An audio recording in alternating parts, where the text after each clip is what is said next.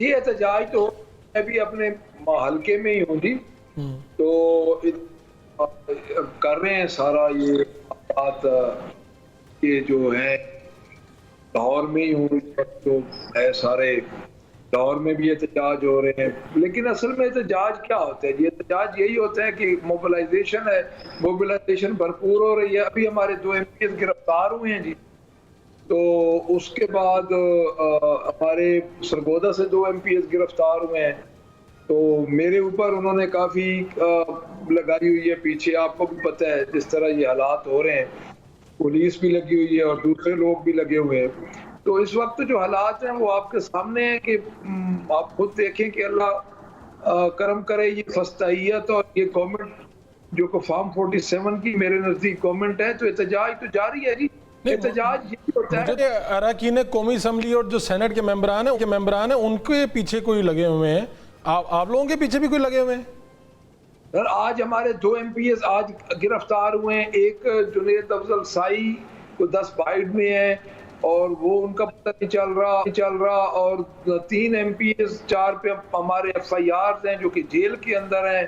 دیکھیں یہ تو فسطائیت کا ایک اتنا بڑا، یہ مارشل لا کو بھی انہوں نے پیچھے چھوڑ دیا ہے، اور ہم تو ویسے بھی as a martial law treat ہو رہے ہیں جی، سول مارشل لا۔ تو میں یہ سمجھتا ہوں کہ جو پولیٹیکل پارٹیز ہوتی ہیں ان باتوں سے ختم نہیں ہوتی۔ کیا مسلم لیگ نون اور پیپلز پارٹی کو اسٹیبلشمنٹ ختم کر سکی ہے؟ تو یہ تو، لیکن اس پہ افسوس اور ہے کہ اس دفعہ ایک پولیٹیکل پارٹی ان کے ساتھ مل کے یہ سارا کام ایک پولیٹیکل پارٹی کے خلاف کر رہی ہے۔ یعنی مسلم لیگ نون کو آپ دیکھ لیں، جو آپ پریس کانفرنس کا ذکر کر رہے تھے کہ وہ جو اپنے ہیں، اس دن محترمہ نے پریس کانفرنس کی، اس نے سارا الزام سب کچھ پاکستان تحریک انصاف پہ ڈال دیا۔ اب دیکھیں یہ ایک، اگر ان کی پولیس مس ہینڈلنگ نہ کرتی، ان کے منسٹر صاحبان نے جو بیان دیے، اور جہاں تک آپ خود دیکھیں جس طرح کنٹرڈکشنز آ رہی تھی ان کے بیان میں، اور جس طرح ان بچوں پہ پرچے دیے جا رہے تھے، FIR ان بچوں پہ ہو رہی تھی، تو اس کو ہینڈل بھی کیا جا سکتا۔ اب دیکھیں وہاں پہ وہ کہتے ہیں کہ CCTV کیمرے کی چیزیں ختم ہو گئی ساری۔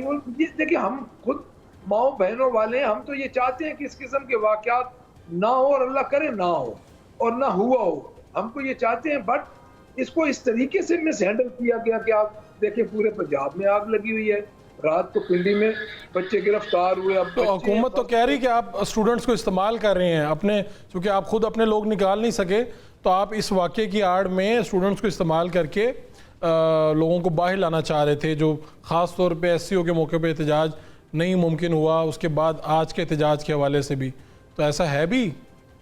دیکھیں جی بات یہ ہے، سچی اور سیدھی بات یہ ہے کہ محترمہ چیف منسٹر صاحبہ جو ہیں وہ اس الزام کو بغیر کسی تصدیق کے لگا رہی ہیں۔ پہلی بات آپ کو شاید یاد ہوگا، کچھ عرصہ پہلے محترمہ نے ڈیفامیشن بل پاس اس گورنمنٹ نے کروایا پنجاب اسمبلی سے، راتوں رات 2 بجے تک ہم نے بحث مباحثہ کیا، سارا کچھ کیا۔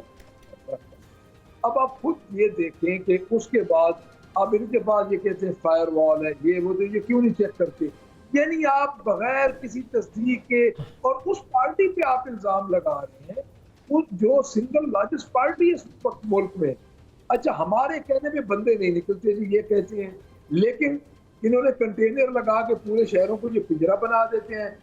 آپ کو پتہ ہے کہ لاہور میں، جب لاہور میں ہمارا ایک پرامن احتجاج تھا اس پہ مینار پاکستان پہ، تو آپ کو یہ پتہ ہے کہ اس دن کتنے شیل انہوں نے فائر کیے، مور دین 3000 شیل کی انہوں نے صرف لاہور میں نہتے لوگوں پہ اور شہریوں پہ فائر کیے۔ اگر لوگ نہیں نکلتے، یہ ریکارڈ میں ہے، آپ ان کی ڈائری نکال کے دکھائیں، پولیس ڈائری نکال کے دکھائیں۔ وہاں پہ کیا حالات ہیں؟ جو آپ کے بیانات آ رہے تھے تحریک انصاف کی لیڈرشپ کی جانب سے کہ 3 سے 4 اراکین ہیں جن سے رابطہ نہیں ہو پا رہا، یہ قومی اسمبلی کی بات ہو رہی ہے، تو سب کچھ ٹھیک ہے ابھی، یا ابھی بھی کچھ لوگوں سے رابطہ ممکن نہیں ہو پا رہا؟ یعنی خبر کیا ہے؟ دیکھیں جی، مجھے یاد ہے، شاید آپ کو بھی یاد ہوگا کہ چھانگا مانگا کی ایک سیاست شروع ہوئی تھی انہی کے دور میں، ایک وہ پورا ٹریپ کیا گیا تھا، چھانگا مانگا میں MPs کو لے کے جایا گیا تھا، پھر چھاپے مارے گئے تھے، آج اس سے بھی زیادہ ہو رہا ہے۔ اس وقت آپ بھی MP تھے ویسے ملک صاحب؟ چھانگا مانگا گئے تھے؟ हमारे बुजुर्ग, लेकिन हम तो अपनी बात पे ही रहे थे जी। मैं तो उस वक्त नहीं था, मैं तो उस वक्त तालिब इल्मी का दौर था। तो ये हमारे खानदान से तो शुरू से जी आ रहे हैं। मैं और अर्ज कर रहा हूँ सर, ठीक है। मैं बड़ा इसलिए अर्ज कर रहा हूँ कि आज देखे एज ए कारपोरेशन के काउंसलर की तरह ट्रीट किया जा रहा है MNAs और सेनेटर्स और MPs को। अगवा हो रहे हैं, गायब हो रहे हैं। जिस तरह पार्लियामेंट हाउस में जाके इन्होंने लॉजेस में इन्होंने धावा बोला, और जिस तरह MPs को MNAs को पकड़ा गया, जिस तरह रात को आपने खुद सुना कि मौलाना फजलुर रहमान साहब के कोई सेनेटर गायब हो गए, हमारे MNAs को रास्ते से पकड़ा जा रहा है। देखिए अब ये इस पे हम क्या कर सकते हैं, मुझे बताएं।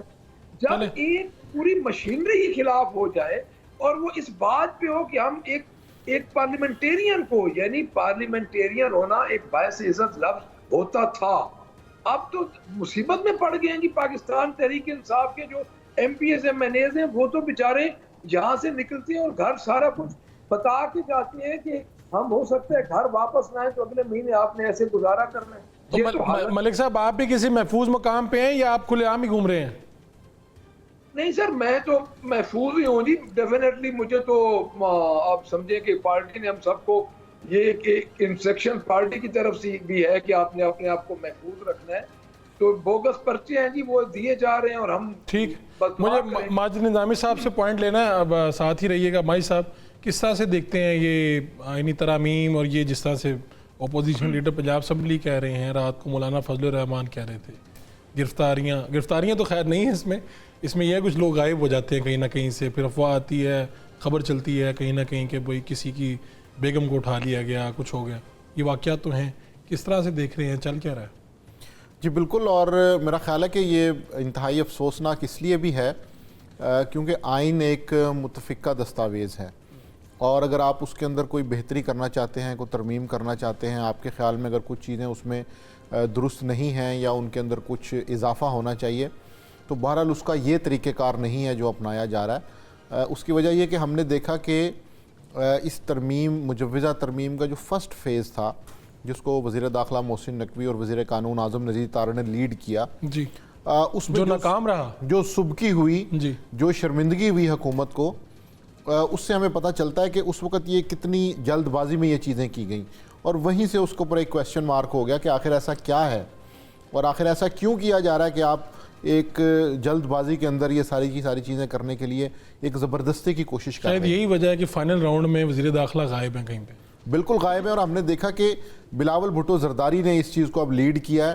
रीब्रांड किया है, उसमें चार्टर ऑफ डेमोक्रेसी को ऐड किया गया है, मिसाक जमहूरियत और बाकी पीपल्स पार्टी की जो चीज़ें हैं उनको डाल के एक नए ब्रांड के साथ इसको मुतारिफ़ करवाया गया है, और जिम्मेदारी उन्होंने ली है, बिल्कुल वो ये करवाएंगे। लेकिन अब प्रॉब्लम ये हुआ है कि चूँकि उसका इतना डैमेज हो चुका है, तो अब वो चीज़ जो उस वक़्त सोची गई थी वो तो मुझे नहीं लगता कि तरमीम के अंदर पास हो सकेगी, क्योंकि बहरहाल कहीं ना कहीं बहुत ज़्यादा नुकसान हुआ है और ये फ़र्क आ गया है।